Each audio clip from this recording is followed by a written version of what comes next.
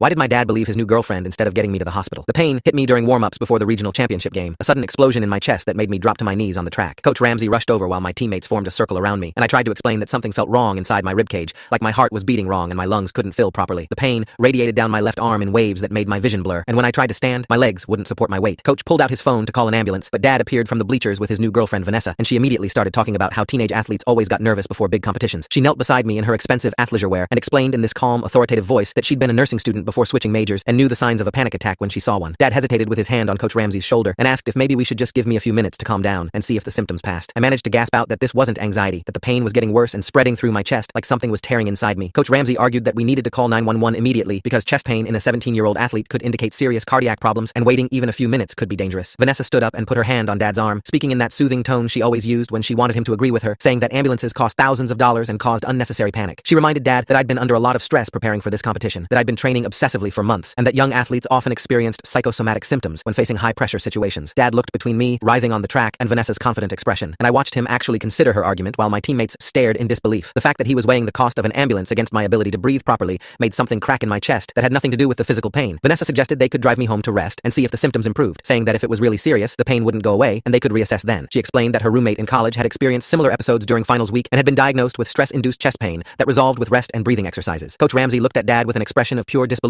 and said that he couldn't legally prevent them from taking me, but that he was documenting this decision and would be filing a report with the athletic department. My teammate Derek pulled out his phone and started recording, saying loudly that he wanted evidence of what was happening in case something went wrong. Vanessa glared at him and told him to put his phone away, that he was being dramatic and making the situation worse by creating a scene. Dad agreed with her and told Derek to stop filming, then helped me to my feet while I clutched my chest and tried to explain that the pain was intensifying and I needed real medical attention. The walk to Dad's car in the parking lot took forever because I kept having to stop and lean against him, unable to catch my breath properly. Vanessa got in the passenger seat and immediately started searching on her phone for stress management techniques, reading aloud about deep breathing exercises and progressive muscle relaxation. Dad started the engine and pulled out of the parking lot while I lay across the back seat, curled into a fetal position with both arms wrapped around my chest. The pain had evolved from sharp stabbing sensations into a crushing pressure that made me feel like my ribcage was collapsing inward, and I could feel my heartbeat becoming irregular, skipping beats and then racing to catch up. I tried to tell Dad that something was seriously wrong, that this felt nothing like anxiety, but Vanessa turned around and explained that panic attacks often felt like heart attacks, and that the more I focused on the symptoms, the worse they would become. She coached me through breathing exercises that made the pain spike with each attempted deep breath, and when I cried out, she said I was hyperventilating and making everything worse. Dad kept driving toward home instead of toward the hospital, following Vanessa's directions to stay calm and avoid overreacting to what she insisted was a stress response. My vision started tunneling, the edges going dark and sparkly like I was looking through a shrinking hole. I could hear my voice getting weaker as I begged them to turn around and go to the emergency room, but Vanessa just kept talking in that maddeningly calm tone about how catastrophizing symptoms was a common feature of anxiety disorders. She told Dad that taking me to the ER would just reinforce my belief that something was physically wrong and create a pattern of seeking medical attention for psychological issues. Dad agreed that he didn't want me developing hypochondriac tendencies, and they discussed my supposed anxiety as if I wasn't dying in the backseat behind them. And what happened next changed everything. Full story is linked below or on my channel.